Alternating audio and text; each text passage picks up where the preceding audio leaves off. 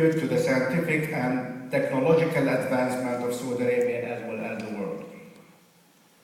Ladies and gentlemen, 2011 was a year full of watershed event extremes. When we look back at it, we may ask ourselves, what didn't happen in 2011? Natural disasters, from tsunami to floods, earthquakes, drought, human disasters, from wars to famine, social uprising, and political revolutions.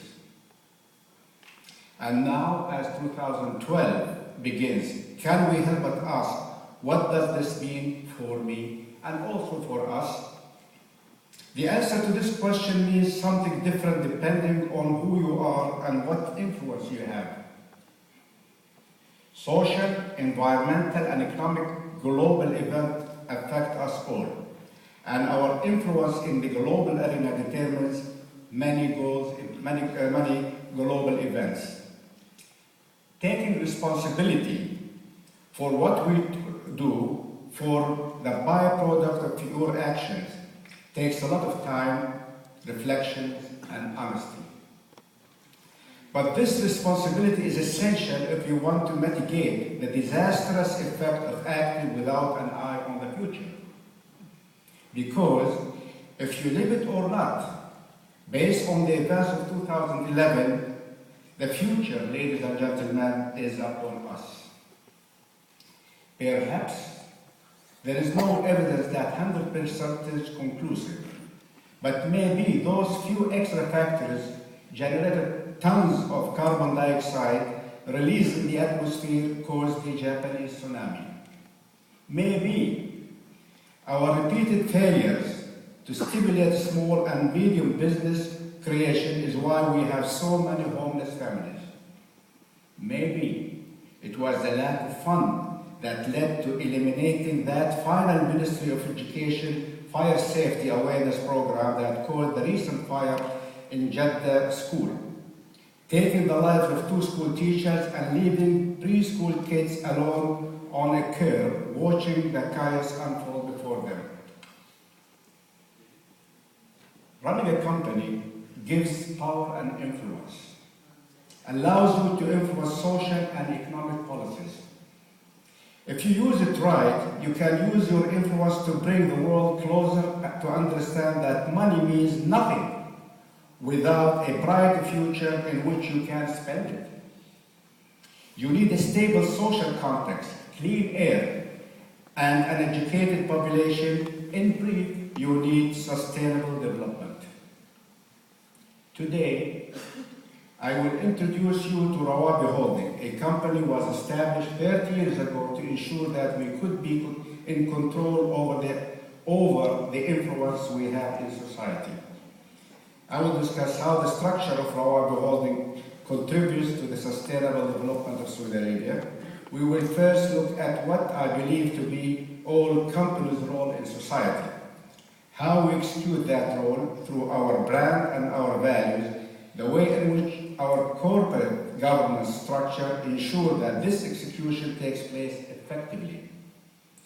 We will look at how our objectives to expand and diversify inform our social objectives and our corporate social responsibility strategy.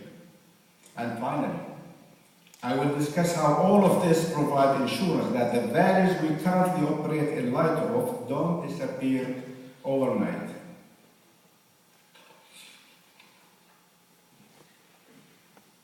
For companies today, watershed events such as those that we witnessed in 2011 should be viewed through a two-way lens. What did we do to cause this? And what can I do to eliminate it? Milton Friedman, an American economist and statistician and Nobel laureate, argued that business has a duty to bring prosperity to investors, employees, and consumers. He argued that businesses do not have a responsibility to benefit society. I pose this question to you. How many of you agree with him? Please, I can't see your hand, but I would like to see your hand, those who approve it or those who do not approve it. Well, if we diverge from this opinion and look at the influence companies have over society today, perhaps you will join me in disagreeing with him. Why should the private sector be involved rather than the public sector alone? The public sector is responsible for development, but the private sector should be the major contributor to human development indicators. According to a report by the Saudi Farsi Bank in 2010, the public sector's contribution to the GDP in Kingdom of Saudi Arabia is growing very fast. Under the Kingdom's 9th Development Plan, it's estimated that by 2014, 61% of the Kingdom of Saudi Arabia GDP will be from the private sector. Companies are more and more influential, and with economic growth like this, you may have many positive outcomes. You have wealth generation, employment creation, investment attraction, and natural resources utilization, which will most likely only translate into more economic growth. Let's look at the potential influence of companies on people's lives today. At the turn of the millennium, only 10 years ago, the largest economies in the world were corporations, not countries. To mention just a few, Walmart, as example, was bigger than 161 countries. Mitsubishi was larger than Indonesia.